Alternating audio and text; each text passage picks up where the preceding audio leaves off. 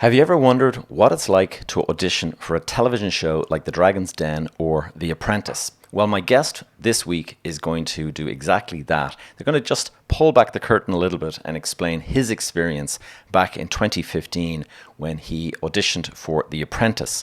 Now, as it turns out, Richard is a little bit famous for this. He went on to make it all the way to the very final boardroom where he was unceremoniously fired by Lord Alan Sugar. But he did make it to the very last, so he was essentially the runner-up back in season 11.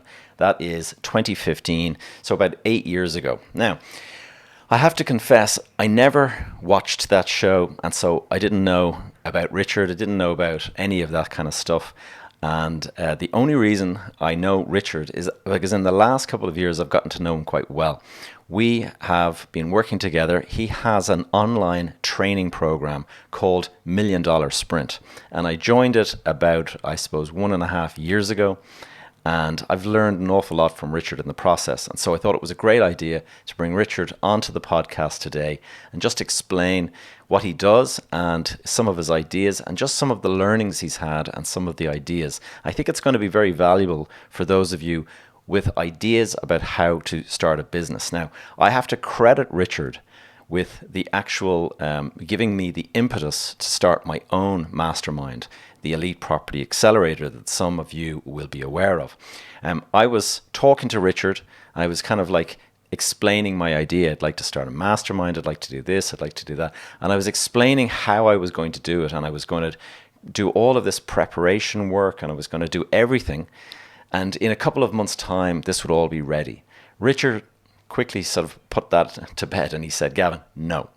What you do is you basically start it today, and you just go out there and say you're looking for people to join up, and you make it on the fly, and that's how these things are done, and they're basically refined over time. And they're not.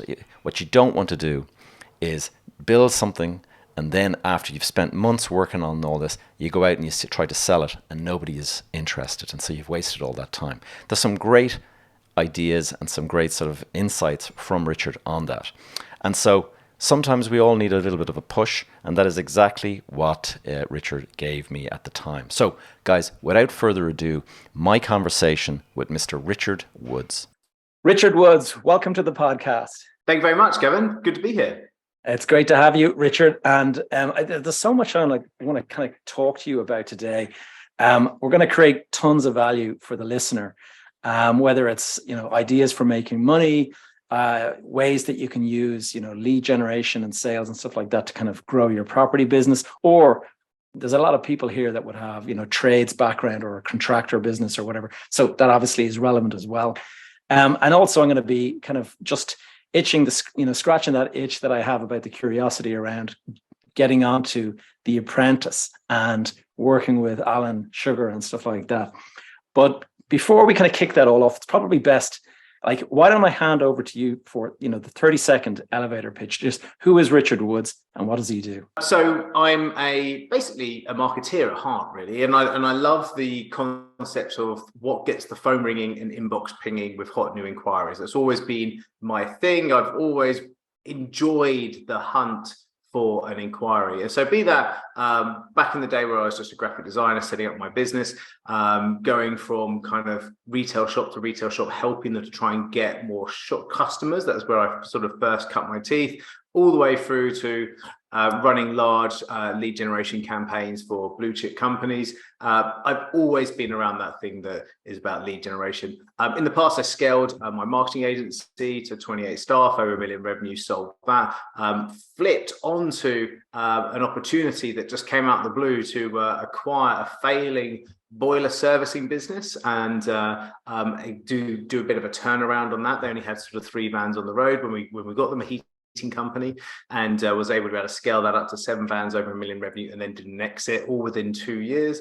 That was quite fun. That was very much about lead generation. So I'm happy to expand out on that if you want to at some point, Gavin, in this conversation. And then from there, I now run what was originally the Lead Gen Academy. So we actually called it the Lead Generation Academy. And then because of COVID, because that was a very much an in-person kind of mastermind type product, because of COVID, we then spun that into more of a online accelerator and went global. And so therefore we then changed that to the $1 million sprint. And essentially now, although we have a hybrid of online and in person, which is new for this year, we very much work with people to be able to go from some revenue to $1 million in revenue, using very much lead generation and digital sales and marketing, essentially.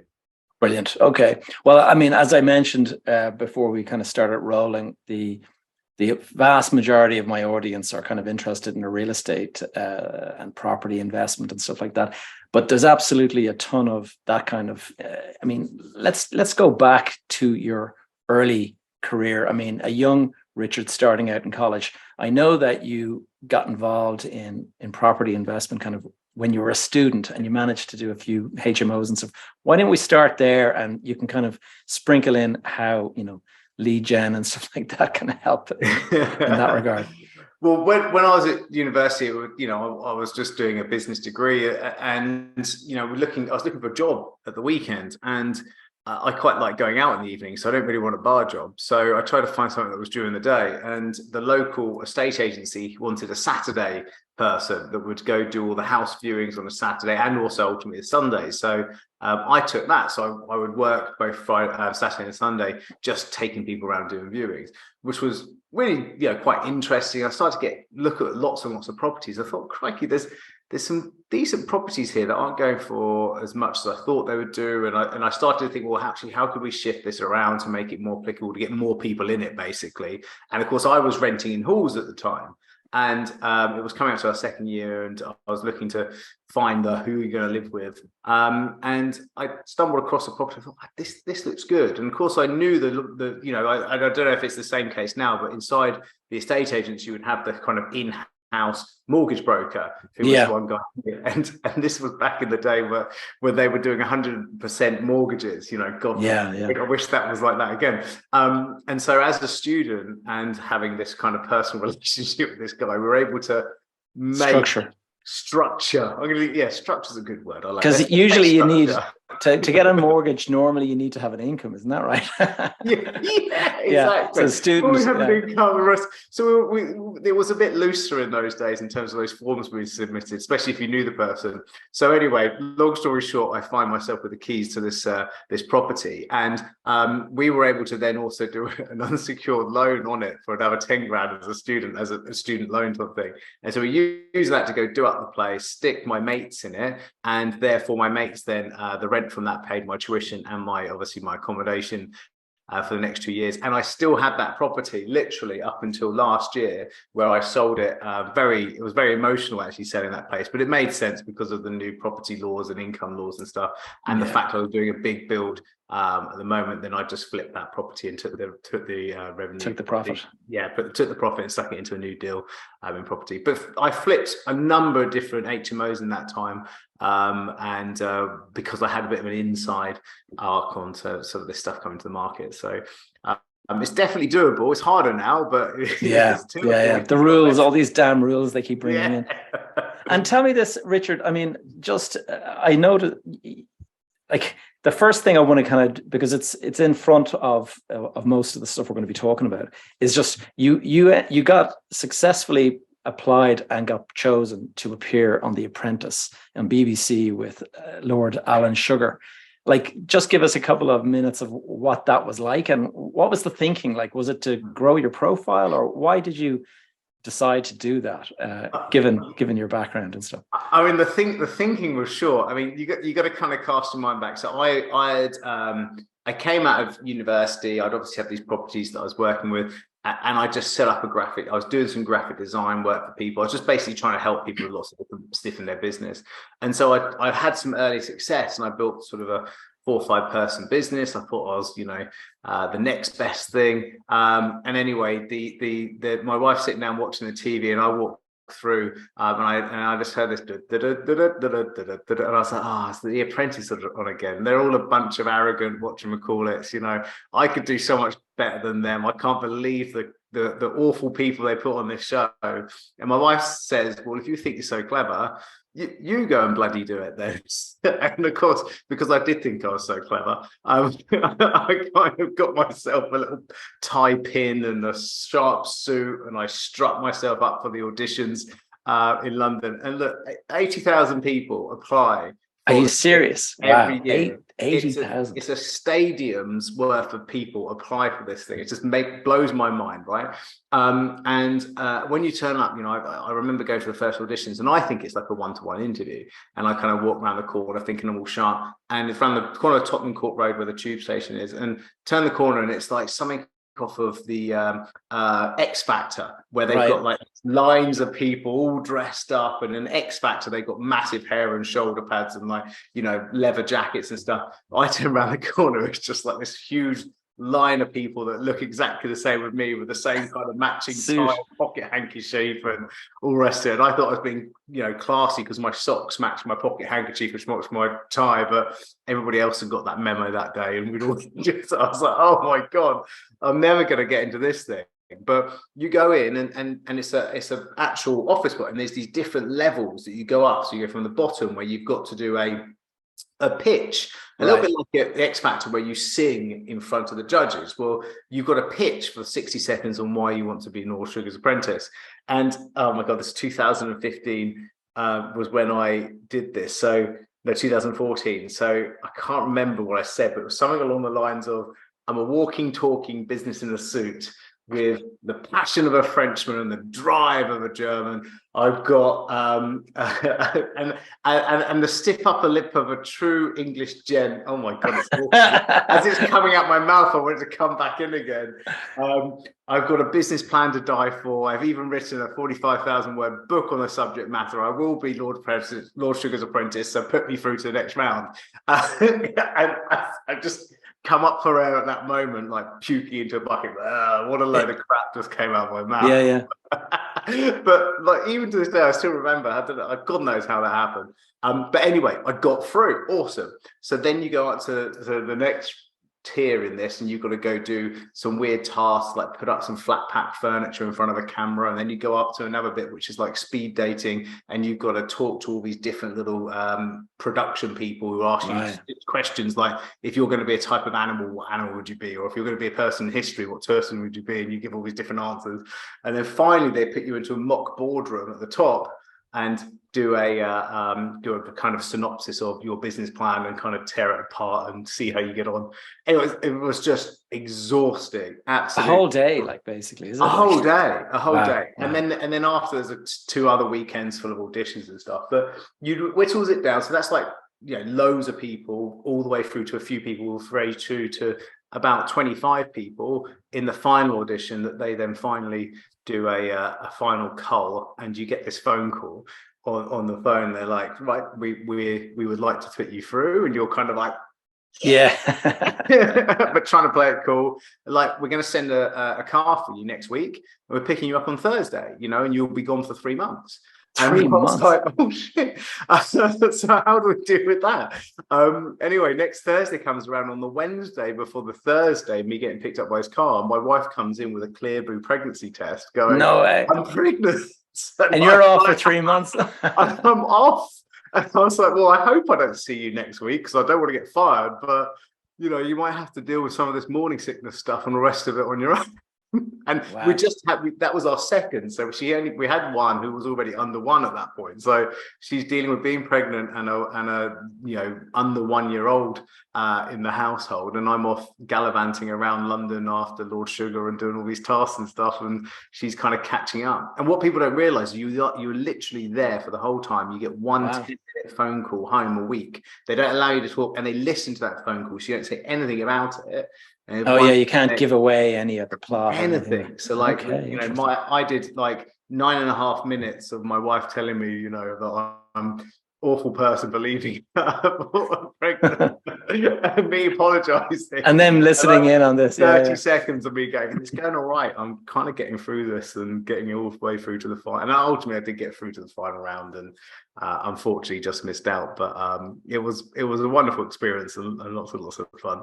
And would you have actually spent like a year? Isn't that what you get? The winning prize is like a year working for Lord Sugar, like, or something like that. It used to be the case, but 2 years before I applied for it, they changed it to a £250,000 investment and 50-50 business partnership, because I would never apply if it was a job, because I was in business. I never knew that. I knew that I wasn't going to go and work under him. I'd happy going to business with him, so hence why I applied.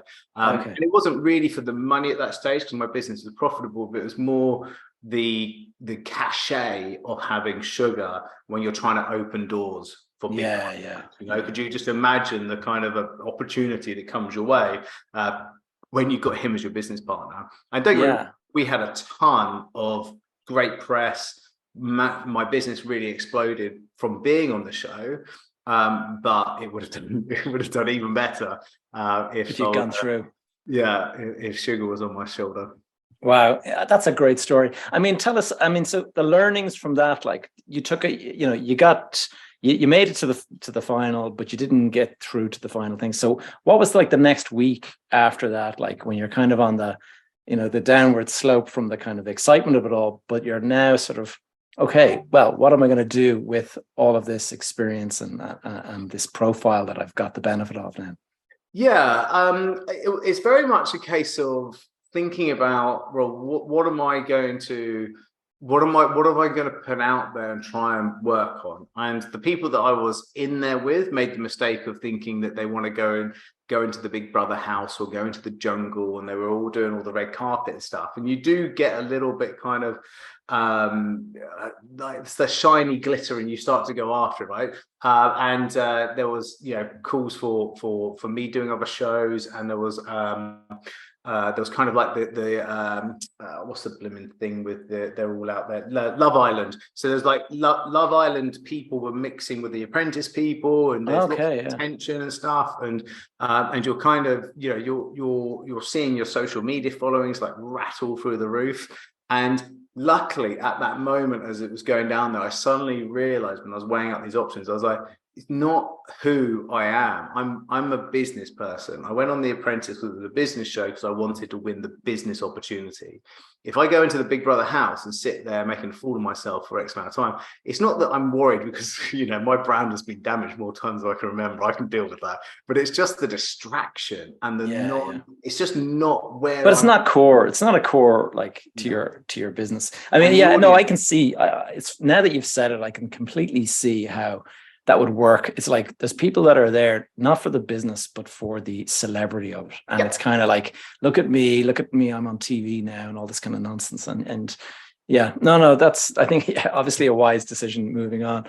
But I mean, and so you never know. I mean, I could be, if I carried on that way, I would have been on the front cover of Men's Health or something like that, Gavin. It could have been a bad decision, but I think it was a good decision. Yeah. Well, I mean, I can imagine Love Island. I think your wife, your pregnant wife, would have had an issue. That was a no. That was a hard no. For sure. So tell us, Richard. I mean, just moving to we've obviously got a lot of listeners who they want to invest in property, but the big question I keep on getting is like, how do you get started? Because there's this big deposit that you need to kind of figure out how to kind of raise that. And so clearly you got some ideas on how to actually make money without going off and getting a job. It's what can you do if you're a young, let's say either a young person who's starting out, or like a tradesperson, contractor who has a business that's there at the moment, but maybe it's not kicking off enough cash to actually start kind of putting a substantial deposit together to go and buy your first property or whatever. I think, but I'd approach the two in slightly different ways. Because obviously, with my experience with the boiler business, there are some really easy. I mean, everything takes work, but there's some simple methods to be able to flip from being a one-person band to a company. We can tackle that one in a second. But in terms of just someone that's looking, that goes, I'd like to get into property, want to be an investor in property, but I kind of just I'm working just a normal job, or I'm so busy. And I think the point being is that we all have skills and stuff that we're passionate about. We have things that other people potentially might be interested in buying, and I'm always a big lover of thinking about, well, what is the thing that you could go and sell. So for example, if you were going to have to go on and sell an hour of your time to do something, how could you maximize that hour of time so people would pay the most amount for it? So when I started out, it was because I could go and design them a little logo, and so therefore my time that spent an hour of it is not like the 14 quid an hour that I get in McDonald's if I was working, but I could charge someone £200 for a logo, and I'd probably do that in an hour, right? Happy days. And so that was the skill that I could go and develop over time at work. Or if you think that you're not quite there in terms of doing something like logo design, we'll find someone that is. So for example, Fiverr.com is an amazing website that you can go onto. You can find people that will do logo design, or they'll do copywriting for you, or they'll build websites for you, or whatever it is. And if you were to able to find someone that you find is a good supplier on there, and then go out into the marketplace and actually go and talk to other people and say, hey, yeah, no problem at all. My company could produce a website for you. I just charge you 500 quid to be able to do that. You go find the person on Fiverr who'll do it for 50 quid. And then before you know, you make 450 quid, right? And it's just, you're a person that can trade that skill. You become a bit more of a trader of skills, right? And that's when you really have that business mindset. Now you do that, 5 or 6 times, you get, say five clients who have paid you sort of 500 quid for that. Great, it's 2.5 grand. But actually, it's not the 2.5 grand upfront fee that's the nice bit. It's the fact you can go say to them, okay, now we've got the website. Can I charge you £100 a month? And what we'll do some updates. We'll do a little bit of maintenance. Now we've got £500 recurring. So actually, instead of this work that you're thinking about in terms of building a property to get a recurring revenue model, you could actually build some websites, think of them as little houses, and then get a recurring income model from that, until you build up the pot enough to then go and take digital. We talk about this all the time. Make money in digital assets or online or in services, and then take the yield and the profit from that, chuck it into bricks and mortar. And that's what I've done really, really well. I've made money in this kind of online space that you can make money out of nowhere. And I've siphoned it into proper assets, proper brick and mortar. That's where my pension sits. That's where my home is. When my model is to have all of these lovely actual in physical things, proper homes, proper buildings, proper investments, paid down, happy days. And using siphoning that money from the digital space. And so you can pop these things literally out of nowhere. Those little kind of trades, you just have to be able to pitch these things into the world and generate those leads. And so how would you do that? Well, there is a ton of business networking groups you can go to. I mean, even in the property world, groups like PIN and etc. There's all these sort of property networking groups you could go to. Well, you're probably already going to those if you're thinking about property, or you should be, or whatever they are.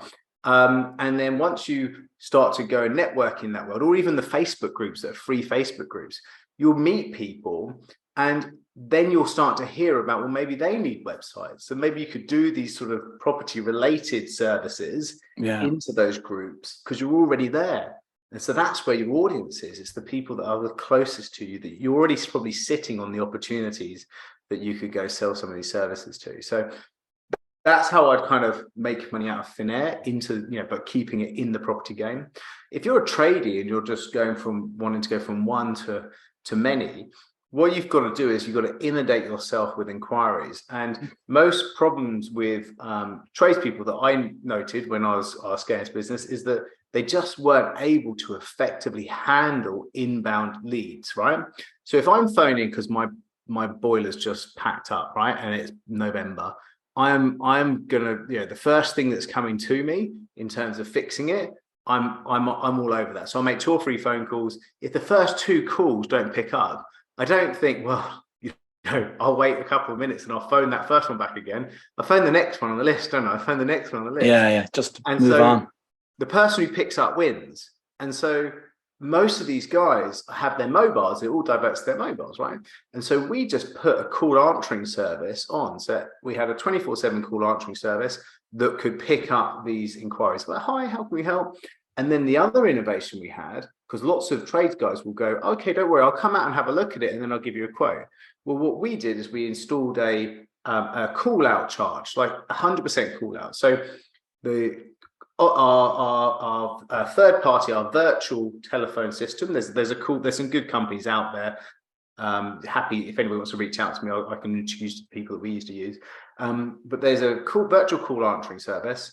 They take the call. Then what you do is you create a website, and that website is capable of taking a diary booking and a payment on the website. It's so important. So you have your diary that's synchronized with the website diary, which can be easily driven through Google Docs, basically your Google diary, calendar, etc. Right?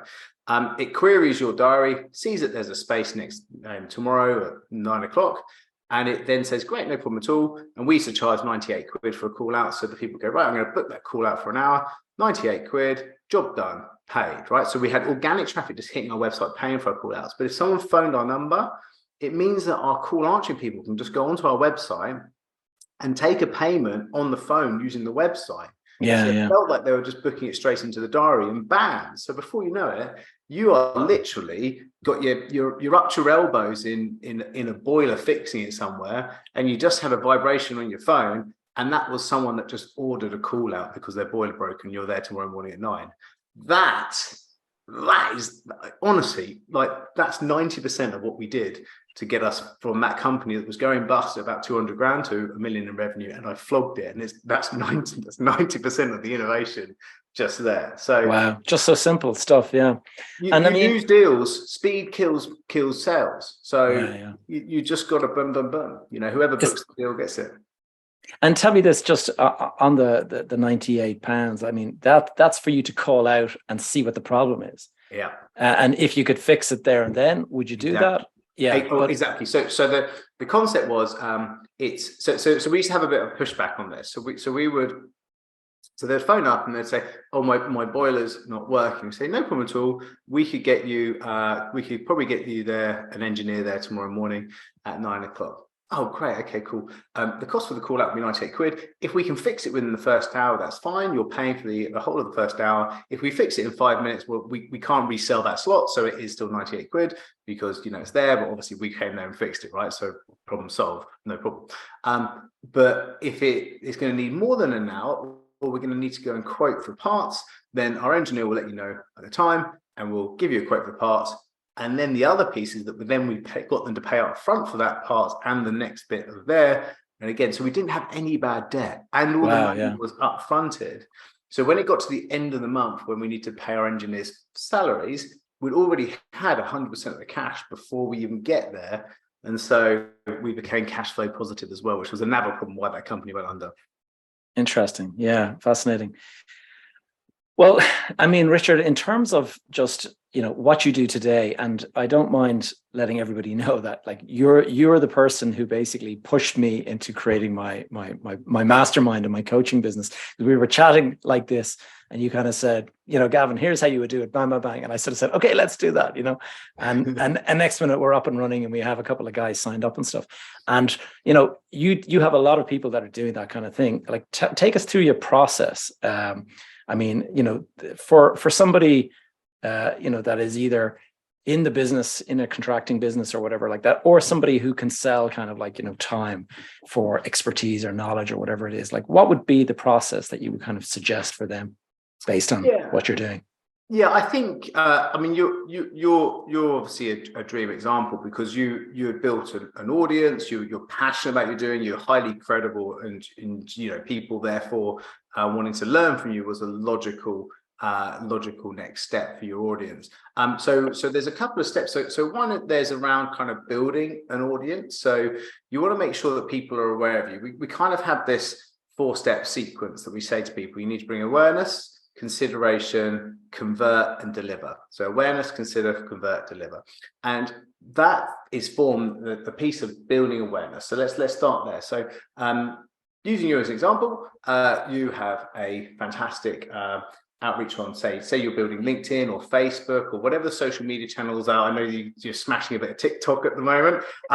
Great. So just putting out some content, sharing some photos, starting to talk about, I am wanting to say, I'm in property. I'm talking about property. Or if I wanted to sell a mastermind about building a boiler servicing business, I would start showing people, oh, this is the thing that I'm doing, and just sharing my day to day. Like, here's me, with one of my engineers doing this, or you doing a picture of you on a site where you've got a development going on. That builds awareness. So I'm now going, Gavin equals property. Okay, so that's kind of subliminal. Then the next stage is consideration. This is where we need them to start to take action. So when you start to say to people, okay, I've launched my next episode of my podcast, interviewing that dashing young man, Richard Woods, it's just being launched, and your subscribers drop. No, I understand. But when you start saying, I've got this next podcast coming up, we're going to be talking about this bit of property and that bit of property. Now, not only am I reinforcing the fact that property is my thing, I'm giving people an option to take action, and that's to consider you. So that's then coming into a place where they're learning from you. So I'm now getting something for free from you. So I'm getting all this great advice for a podcast, or I might come along to your event, or I might kind of join a Facebook group that you've got. Whatever that consideration piece is, it usually is something like a little virtual event, or an in-person event, or a podcast, or a community, but something where someone's in. Maybe they've even just downloaded some sort of special guide that you've done, but I put my hand up and said, yes, I was interested. So that's consideration. I'm considering you as being an expert. The next piece is move someone to convert. So if you do a call to action and say, right, guys, I've got another 5 spaces on or actually, let's think about, you asked the question about launching it. So to launch, once you get to that stage, you say, right, guys, for 2023, at the end of March, we're launching our new, property elite accelerator, or we're launching, our boiler servicing business mastermind, or whatever it is that you're doing. I'm looking for the first 10 people that want to join me. The nice thing about it is those first 10 people are going to get a half price deal. So register for a strategy session one-to-one with me to discuss your business and whether or not you'd be a good fit for our accelerator or our mastermind, whatever it is. So you get a load of people booking into a call with you, and then that becomes, when they trust you, from consider to convert, where they actually go, I'm learning from you for free, to, I'm kind of interested, maybe starting to do some of this premium special stuff. And then you have those calls with them, and then of course you sell them in those calls. You say, great, you give them the special offer, and then bam, you go into deliver, and that's where you put together a program for deliver. And those programs can be really quite simple. So a simple structure that you could have is, you could have an online course with a drop-in clinic. So maybe you do like 1 or 2 drop-in clinics a week, and a little group. And so in there you can have your online courses, your drop-in clinics, and your group. And that just means that people can go and learn from you and talk to you and network with other people like you, all in one way. So we talk about it as the 3 C's of delivery. So that's around having your course, your community, and your clinic. So right. Drop-in clinics, community, course. And that's how you can deliver a nice mastermind type program. And it works very well as well. I've noticed, obviously I've started my own and it's been quite effective, but also I was part of yours, and obviously, you've grown yours nicely, and it's great. I wanted to just ask you, a lot of the stuff that I talk about is mindset, behavior, habits, and stuff like that. Can you take us through just, some of your thoughts around that? Is there any particular behaviors or habits that you've kind of found to be super useful in growing your business? Yeah, we have this kind of process called TNAD within the $1 Million Sprint, which is around try it, nail it, automate it, delegate it. And that's what we've seen when we've done anything, and so say, for example, you're like, oh, I'm not sure if I want to do a podcast or I want to do a live event. Well, choose one and TNAD it. And so what we mean by that is, say you want to do a podcast. Well, look, try the podcasting. Okay, so just do a couple of episodes. Right, once you feel like it's working well and you're getting subscribers and downloads, and the acid test will be that people are actually commenting and saying, oh, I really like that, that's awesome, and you see that's nailing it. Then what you do is you can use a load of automation tools. So if there's ways that you can get your guests invites automated through like email invites, or if you can get your podcast editing kind of sorted, or using clever tools for that, any kind of subscription tools and stuff, you don't pay for those at the start. Only pay for premium tools once you know it's working, right? Because otherwise you're just going to spend lots of costs. And then finally delegate it. So although you might not be able to delegate the actual, hosting, Gavin part of the show, because that would kind of spoil it, right? But you could definitely delegate the confirming guests, the editing, the uploading, the marketing of it, the distribution of it. There's loads that other people could do for you. So by the time that you finish a teen ad on podcast, you're literally just rocking up for an hour to interview someone and then going again and knowing the whole thing's going to be done for you.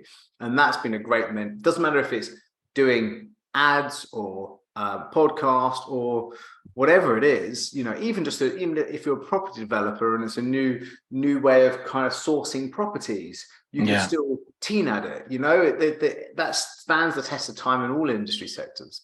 And what's your mindset around the whole sales process? I mean, a lot of people, I had a friend of mine, Mark, on not too far back, and he was talking about the fact that you have to develop a thick skin because there's going to be a lot of rejection. And I mean, so explain, your mindset around this process. Yeah, I think so. And I'm going to keep on trying to relate this back into property as well, because we work with a number of people who are sourcers. For example, and we've got a few different strategies that we teach sourcers to be able to really generate a great buyers list for their properties, which I'm happy to expand out in a bit. But ultimately, we say, look, break your year down into 90-day stints. So if you say in 12 months' time, I want to be earning, 20 grand a month, and I want to come into my bank account 20 grand a month, right? So that's where I want to start. Now, then if you can say, well, that run rate of 20 grand a month is month 12. And we are currently at 5 grand a month. Now, in the first 90 days, don't try and hit 20 grand a month. Just maybe get up to 10 grand, then 12 and a half grand, then 15, etc. And you start to go up there. Fine. So now we set targets. So now once we know that we want to get 10 grand a month in the first 90 days, or on the third month in the first 90 days, we want to hit 10 grand a month. So then what we want to do is then know, well, how many leads do you need to make the appointments to therefore be able to sell your product, to actually pitch, and then how many sales do you need? So if you know that you need 5 sales in a month to be able to make that money, then know that actually if you do a 2-to-1 conversion rate, that means you need to do 10 pitches to be able to make 5 sales. So to help you then get in the right mindset, that means 5 people every month is going to say no to you. Yeah. That's fine. You've already accounted for that. So the rejection is just part of the process. If I know half the pitches I do are going to be no's, and therefore a complete bloody waste of my time, then the only way I can justify that time is because I know that half of them won't be that, and I've already accounted for that. And so my task in my funnel is to know, one, to set my acceptable target for no's. And then once I've set that acceptable target for no, then I can have a little game to try and actually beat my target. So actually I do 10 pitches and 6 say yes. That's like, oh yeah. I'm not getting cut up because 4 people said no. I'm like, yes, 4 people said no. Hey, who's the daddy? And so that you're delighted with 4 people saying no. It's just the game. And numbers, it's all about numbers. We call it maths and balls. That's the things that we have at the start of $1 Million Sprint Accelerator. You put the maths together for the year, for the 90-day plan, and then you got the balls to deliver it. And it's all about then the little game of, did I get the right amount of leads? Did I make the amount of sales? Did I have the right campaigns going? And if you are, you're celebrating. Yeah. But it just, the 5 to 10 kind of reference that you made there, it's probably more like, 30 to 5 or something like that in reality. So you got to throw the net out. Maybe you'll get 100 leads. Maybe you'll get 30 calls out of that. And out of those 30 calls, you might get 5 that'll actually kind of sign up or whatever. So I get it. So obviously that means that 95 people have kind of like decided, no, sorry, not interested or whatever. Yeah. The best advice that you've received yourself over the years, give us an idea of what that would be. Yeah, I love it's I mean, I wasn't directly given this advice, but it's a beautiful quote by a man that was well and truly gone by the time I was born. His name is John Wanamaker, and he's the original Mr. Selfridge, right? So he had Oh yeah. department stores before Mr. Selfridge was even on the scene, right? So he was out in I think it was Pennsylvania in the US, and in the 18 something hundreds, and he was the first person to do advertising on the side of horse-drawn carriages, right? So he was the first person to come up with the idea. Well, you know, sandwich boards, like the blokes Yes. with the sandwich board, he invented that. So Oh wow. kind of Okay. that, and he used to put carol concerts on inside his department store, which is the first time there was like in department store entertainment to bring the masses in, right? He used to have little art gallery exhibitions. So amazing innovator of the marketing world. So a real hero of mine. And his great quote was, I know half the money I spend on advertising works. The trouble is I don't know which half. And I really love that saying, because it kind of is impossible when you're doing sandwich boards and mass marketing.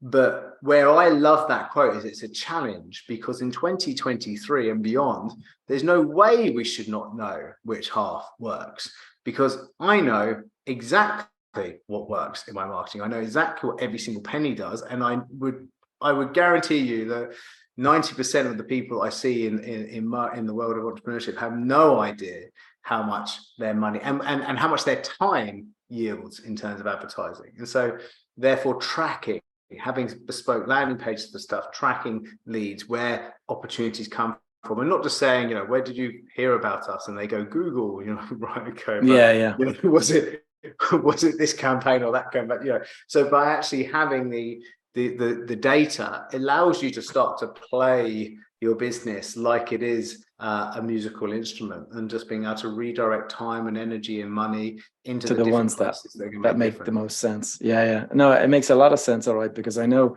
Remember the day, like, you know, putting an ad in the paper, something like that, and it'd be like $5,000 or something like that for something, and you had no idea how many people looked at it, how many people. You knew how many phone calls you got, I guess, but at least nowadays with, you know, the likes of online stuff, you know how many clicks that you get, and whether it's successful or not. You've written a book yourself. Tell us about your book. Because I know the Digital Trailblazer, but you also did another one or two. Yeah, I'm just about to launch my third one, actually, called $1 Million Sprint, which is around our current process. So that will be out in sort of February, end of February, beginning of March 2023. The concept around Digital Trailblazers was about climbing a mountain, hitting your business growth mountain. So it was about helping people to kind of plan their 12-month ascent. Then how do you sell more to existing customers? How do you find new customers? How do you raise your profile? And then finally, how do you do that final push to the top of the mountain, where you might be having an okay year, but how do you actually make sure you hit the target? So that's all about that different journey. Now, the second book I did was around Brexitpreneurship, and I was a complete Remainer. I was like, you know, this is just ridiculous. And to be honest with you, I wanted to grow my business. I didn't want this rocky sea that was kind of Brexit. Yeah, I nightmare. wrote a book out of frustration to help as many people that were maybe like me, that kind of thought, well, this is just crap, but what's the point in crying over spilt milk? How do we now win from Brexit? And the whole point of it is that, how do you win from Brexit? And it was a concept around, you know, coming from a UK perspective of how there's all these different opportunities to get involved in these export grants and loans that are out there, how the embassy system, the UK has a very strong embassy network that nobody utilizes. So if you want to export, you could go through all these different international embassies, and just there was a load of deep diving in it that was really great, and it was an excellent book. The only problem is there's this thing called COVID that kind of completely cocked up all my launching and stuff on it. Anyway, it went to bestseller at the time, but it kind of had a very small leg. And although we're paying the hangover of Brexit now, and will do for a long time, I'm sure, but the book itself, and really just, you know, my gusto behind it was kind of diminished. But you know, that's a great book, and of course now I'm positioning myself more globally. So I've stopped watching the news. I don't care about politics anymore. I've decided to just kind of be more global focused, and so therefore Brexit shouldn't be too much of an issue. For sure, the news is just a complete waste of your time. Like, what's the point of being, okay, yeah, I know the news, I know the current affairs, what's going on, but like, what's the value to me? None. I'm conscious of the time, Richard. Just watching the clock there. I mean, in terms of other books, is there any particular books that you would recommend anybody who's kind of like thinking of starting a business? Or I know the one thing is, I have it here, and I know you've referenced it before. Is there any other books that are particularly useful? Yeah, I mean, the one thing just quickly really changed my world, because I had five businesses that I was running, and I was burning out. I had the boiler business, the marketing agency, I had the property stuff, I had another website design company, and I had my coaching stuff. And I was just like, whoa, big teams all over the place as well, lots of people, lots of responsibility. And I went on an actual retreat with the guy that runs the one thing, or wrote it, and came out of that, changed my mind, and actually sold 4 out of my 5 businesses within sort of 6 months of being on that. And it was just they were all sold at good value. It was actually done all pre-COVID. It was all good market to sell, and that was purely because it was a case of, you can be so much more powerful and do so much more by just knocking over one domino at a time, and actually focusing on just one real important laser target thing. So we and I don't think about it to one thing. It's that we teach people to go, what's the one social media channel that you're awesome at, that your audience is hanging out on? Be there. What's the one thing that you're going to tell them to go and consider you? So it's the podcast. Be bloody awesome at podcasts like you are, Gavin. And then what's the one thing that you're going to do in terms of actually converting people from the consideration asset? We'll have a strategy session. Then what's the one thing you're going to sell them? Well, if it's going to be that mastermind, just have one. Don't have lots of multiple little things all over the place, because it will just stretch you too thinly. Yeah. So that's been a fantastic motivator for me to be able to grow, and also to help clients really get momentum behind what they're doing, because it just simplifies things, and you know exactly where you are going to take people, you know where people are in your world. So that's the one. Yeah. It's a good thing. I actually heard somebody saying that once. People kind of this whole kind of hustle porn, as they call it, and it's like, I'm a serial entrepreneur, but a serial entrepreneur, somebody explained this, and I thought it was very well done, is that it's starting a business, building it up, selling it, and then starting another business. It's not having 5 businesses at the same time. Do you know what I mean? That's a parallel entrepreneur. So it's kind of like, you end up. I think that's brilliant, because actually the point everybody goes, but Richard Branson can, and you go, no, he's a serial investor, because he first finds someone to create a business with, and lets that person run it, and he puts the money in, and then he lends them the brand, and then he hops to another one. So he's actually investing in those things. So he's not there. Like, all he does is he shows up to kind of cut the ribbon sometimes and whatever, and that's exactly the kind of, but that's it. Yeah, you're absolutely right. Richard, in terms of some of the final questions I like to ask, I mean, the best we were talking about the best advice. What about, you have an opportunity to speak to a young Richard Woods who's only finishing college, and knowing now what you know, what's your advice to that young lad? Yeah, I think it's about playing a bit of a longer game. I think we can all try and go for quick wins, and we can all try and make things happen too quickly. And it's about compounding interest, is something that your property people will understand, but it's also compounding time. But the point is, if you're trying to put time left, right, center, all the rest of it, then you won't compound, because you're just accessing it the whole time. If you go, right, I'm going to have this one thing, I'm going to set, if I put my mind on the fact that I'm going to go and do a hustle to be able to sell websites, to be able to build a pot of cash, and in that pot of cash, I'm going to buy my first buy to let, right? And if that's the thing you're going to do, just go after that, and just know, right, I need 50 grand. And that means I need to sell, 20 websites and have X amount of retained income off the back of it for 3 years. And therefore, I'll have my 50 grand to do it. If you can do it, it's great. When I first tried to do it, I tried to do everything I could to try and get one that month. And what happens is you just get yourselves into overstretched or overfinanced, or in a position where it doesn't work as well as you wanted to do. Yeah. Whereas making that decision that you're going to actually build until you get that pot and then do it the right way, then that will just keep you focused. And I think it's just all around focus, making a plan, keeping to it, and being really dogged. The people all the people that everybody idolizes are people that have just been going after one thing. That's what made their name, because they were determined, and then they probably got fancy after that and they're doing all this other stuff. But people genuinely will be targeting that one thing first. Yeah. No, it's good advice. Because otherwise you spread yourself too thin, and you've only got so much energy and time and things like that.